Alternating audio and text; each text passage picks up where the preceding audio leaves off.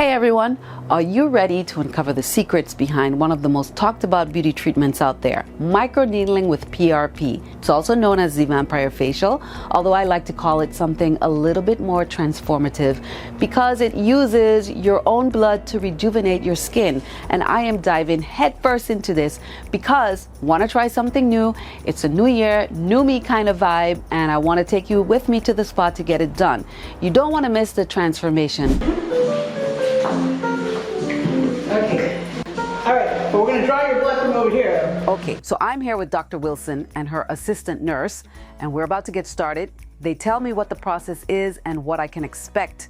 They explained that first they're going to apply a numbing cream to my face so I won't feel much during the microneedling, which I think of it more like a face tattoo. They let that sit for about 20-30 minutes, then begin the microneedling. After that, the PRP serum will be used to really boost the results. I am nervous, but also excited to see how this works. I have numbing cream on my face and neck and now waiting for the process to begin. The numbing cream kicked in. I'm feeling pretty good, and the process involves several key steps to separate the platelets and prepare the PRP serum, which will then be applied to your skin. Here's a breakdown of the steps. Once again, blood draw. A small amount of blood is drawn from your arm, usually around 10-20 ml, which is about 1 to 2 tablespoons. Preparation. The blood is placed in a special tube for processing. Centrifugation, separation process, involves spinning the blood. The tube of blood is placed in a centrifuge machine, which spins at a high speed.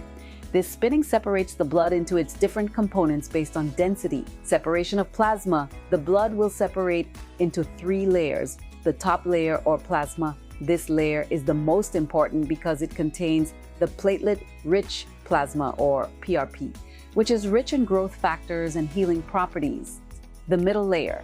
This is a thin layer containing white blood cells and platelets. The bottom layer, or red blood cells. This layer consists mostly of red blood cells, which are not needed for the procedure. Now, time for the extraction of PRP. After the centrifugation, the practitioner carefully extracts the platelet-rich plasma from the top layer. This plasma is concentrated and contains a high level of platelets, which have growth factors essential for skin regeneration. Then it is time for the application to the skin. Once the PRP is prepared, it is applied to your face along with the microneedling. The microneedling process creates tiny microchannels in your skin, allowing the PRP to penetrate deeply. The PRP serum penetrates the skin through the microchannels created by the microneedling, delivering the growth factors directly to the dermal layers of your skin. Okay, I will say at first it didn't hurt, but I did feel some of the needles, which Dr. Wilson told me was not the norm. She said, most people are relaxed, and some even take a nap during the process. I must have thin skin or sensitive skin. I championed through it though. They played some Prince Purple Rain and great music to keep me calm. Most of the areas felt like a slight vibration or a gentle scraping, and then she applied the PRP serum to the skin. Now, the #1 benefit of this is collagen stimulation. Again, the platelets release growth factors that stimulate collagen and elastin production, which helps improve skin texture, reduce wrinkles, and promote overall skin rejuvenation. After the procedure, your skin will be red like this and slightly swollen as if you've had a mild sunburn. This is normal and part of the healing process. Dr. Wilson gave my post-care instructions, including avoiding direct sun exposure, using gentle skincare products, and keeping your skin hydrated. This is what it looked like a few hours following the procedure. A little swelling and puffiness and numb lips. I was instructed not to wash tonight, but just add some PRP that I was given to apply for the next several days. Now, the following morning, so it's not even a full 24 hours as yet, my face is shiny and tight. And I washed it this morning with a gentle cleanser and added some leftover PRP and some pure hyaluronic acid, about 2 to 3 drops in my palm mixed with my moisturizer. And I applied it while my skin was still damp to all the areas that was done, which of course includes my face and my neck. And this is what it looks like.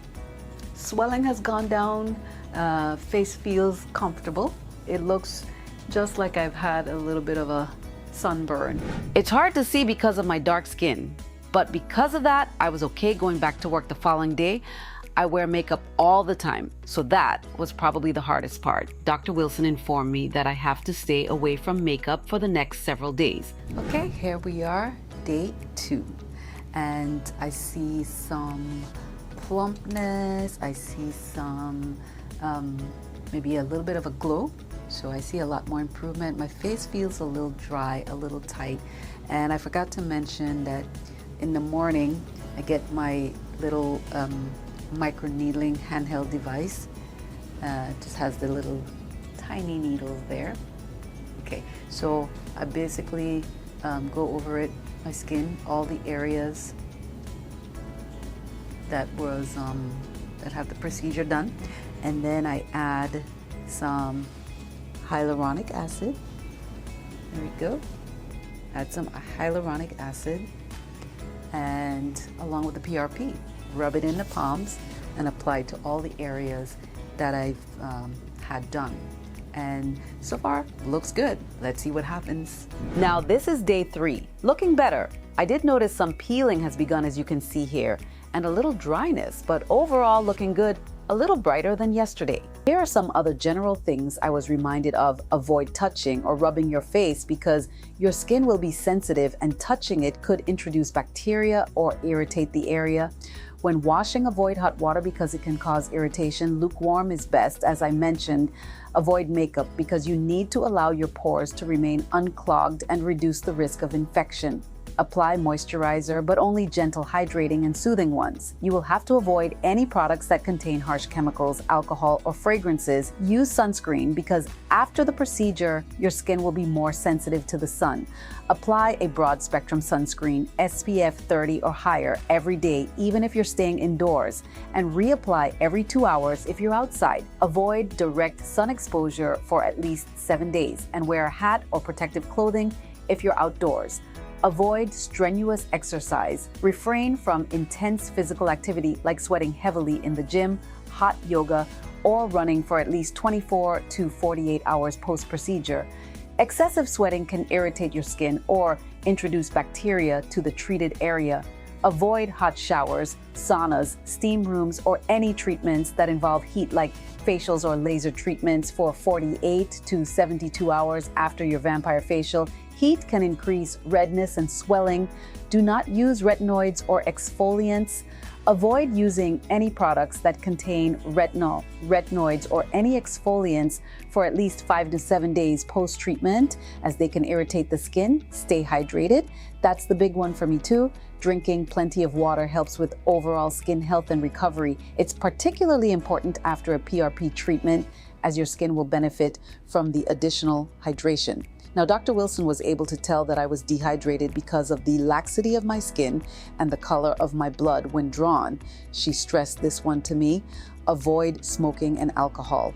Try to avoid smoking and alcohol for at least 48 hours after the treatment. Both can hinder the healing process and affect the results.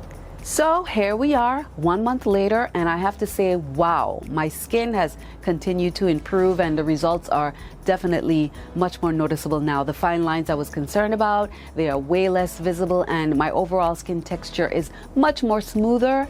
And honestly, I feel like my complexion has this natural radiance that I didn't see before. Microneedling with PRP is one of those treatments where the results keep improving over time. Collagen production continues to rise for several months, so I'm excited to see how much more my skin will improve in the coming months.